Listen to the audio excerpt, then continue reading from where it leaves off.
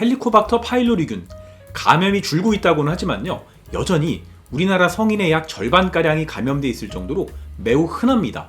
문제는 이 균을 방치하면 만성 위염에서 위축성 위염, 장상피 화생을 거쳐서 위암으로 이어질 수도 있다는 거죠. 세계보건기구가 1등급 발암균으로 지정한 이유입니다. 하지만 이 제균 치료는 간단한 문제가 아닙니다. 강력한 항생제 때문에 속쓰림이나 설사, 복통 등의 부작용으로 중단되기도 하고요. 항생제의 내성 문제, 또 고령자나 만성질환 환자의 부담 등으로요, 치료 실패율도 높은 실정입니다. 저는 한의학 박사 박지영이고요. 오늘은 이 헬리코박터의 제균 성공률을 확 높여주고 재발률은 낮춰주는 음식 5가지를 공개해드리겠습니다.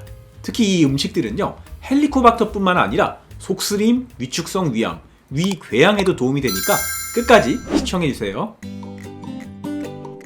헬리코박터 박멸에 좋은 음식 첫 번째는 양배추와 브로콜리입니다.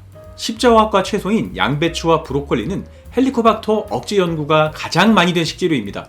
핵심은 바로 설포라판.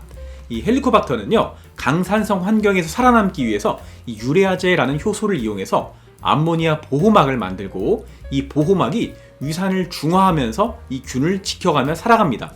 양배추나 브로콜리에 풍부한 이 설포라판 성분은 이 유레아제를 강력하게 억제해서 보호막을 없애버리고 결국 균이 약해지거나 사멸하게 만듭니다. 2002년 미국 존스 홉킨스대 연구에서는 이 브로콜리 새싹의 설포라판을 헬리코박터 균주에 투여했더니 유레아제 활성이 강력하게 억제되고 균 성장도 크게 감소하고 심지어 항생제 내성 균주에서도 동일하게 억제 효과가 있음을 보고했습니다.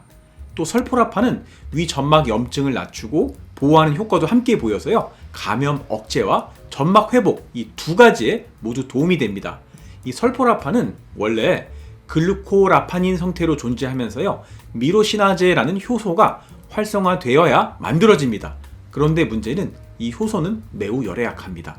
따라서 양배추나 브로콜리를 드실 때는 생으로 드시거나 30초에서 1분 정도만 가볍게 데치고요, 전자레인지로는 1분 이내로만 조리하시는 게 좋습니다. 그리고 설포라판 함량은요, 브로콜리 새싹이 브로콜리보다도 20배에서 50배나 높습니다. 식사에 곁들이면 매우 좋습니다. 헬리코박터 파일로리 균을 억제하는 데 좋은 음식 두 번째는 녹차입니다. 녹차에는 카테킨이 풍부하고요, 그 중에서도 EGCG 카테킨, 즉 에피갈로카테킨 갈레이트라는 성분은요, 헬리코박터의 증식을 억제하고 감염된 위 점막에서 분비되는 염증성 사이토카인을 줄이는 효과가 있습니다. 이 연구 결과 녹차 카테킨은 시험관 실험에서는 균 성장을 억제하고요, 동물 위 내부에서도 항균 작용을 유지하고 항생제 내성균에서조차 효과가 확인된 바 있습니다. 식후에 미지근한 녹차 2-3잔 정도 권장해드리고요, 카페인에 민감하신 분들은 오후에는 좀 피하시는 게 좋습니다. 세 번째는 크랜베리입니다. 우리가 주스로 많이 마시는 크랜베리, 방광염에 효과가 있다고 유명한데요, 헬리코박터의 부착 능력을 약화시키는 효과가 많이 연구되어 있습니다. 이 크랜베리에 들어있는 프로안토시아니딘이라는 성분이 헬리코박터가 위 점막에 달라붙는 부착인자를 방해해서요, 균의 밀도를 낮춰줍니다. 이 중국의 연구에 따르면요, 헬리코박터 양성인 성인에게 크랜베리 주스 250ml를 하루 2번 90일간 마시게 했더니요, 그렇지 않은 사람보다 감염률이 14% 감소했습니다.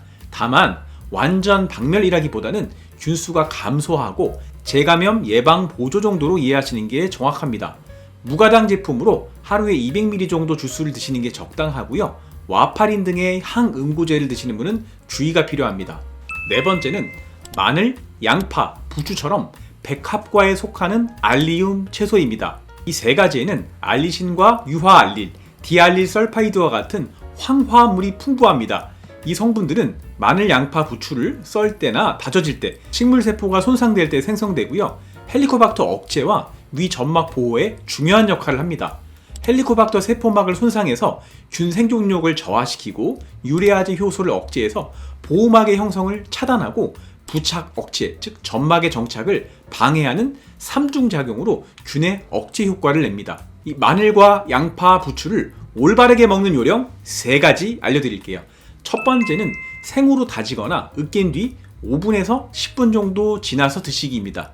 알리신은 이 원래 있는 성분이 아니라 다질 때 알리인과 알리나제라는 효소가 만나서 생성되는 구조입니다. 그런데 바로 익히면 이 효소가 먼저 파괴돼서 알리신의 생성이 줄어들기 때문입니다. 두 번째, 요리할 때 마지막으로 넣기. 알리신은 열에 매우 약하기 때문에 불 끄기 30초에서 1분 전에 넣어주세요. 세 번째는 부추는 생으로 드시는 게 좋은데요. 이 부추도 가열하면 황화합물이 감소하니까 생부추가 더 효과적입니다. 부추 겉절이가 좋겠죠? 단 속쓰림이 심한 분들은 생마늘과 생양파는 피하고 살짝 익혀서 드시는 게 좋습니다. 다섯 번째는 강황입니다. 이 강황의 커큐민, 한약재로 쓰이기도 하는데요. 항염, 항산화, 위점막 보호 효과가 여러 연구에서 반복적으로 확인되었습니다. 커큐민은 헬리코박터의 성장을 억제하고 유레아제도 억제하고 바이오필름을 감소해서 점막의 염증도 완화시키고 뿐만 아니라 항생제 제균 성공률을 향상시키는데 보조되는 효과까지 보고되어 있습니다. 자, 이 커큐민이 풍부한 강황을 드실 때요, 효과를 높이는 포인트 두 가지가 있습니다. 첫 번째는 기름과 함께 조리하라입니다.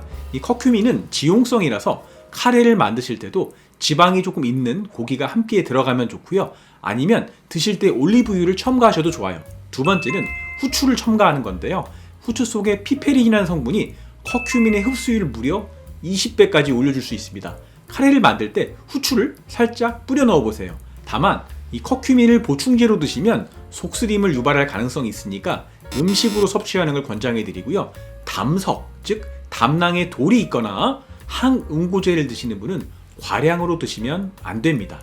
오늘은 헬리코박터 파일로리 제균에 도움되는 음식 5가지, 양배추와 브로콜리, 녹차, 크랜베리, 마늘, 양파, 부추, 커큐민이 풍부한 강황 소개해드렸습니다.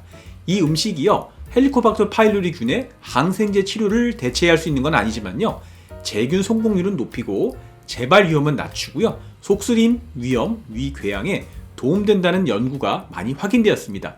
일상 식단에서요, 부담되지 않는 선에서 잘 활용해 보시면 좋겠습니다. 오늘 영상이 속 편한 하루를 만드는 데 도움이 되시면 좋겠습니다. 지금까지 저는 한의학 박사 박지영이었습니다. 감사합니다.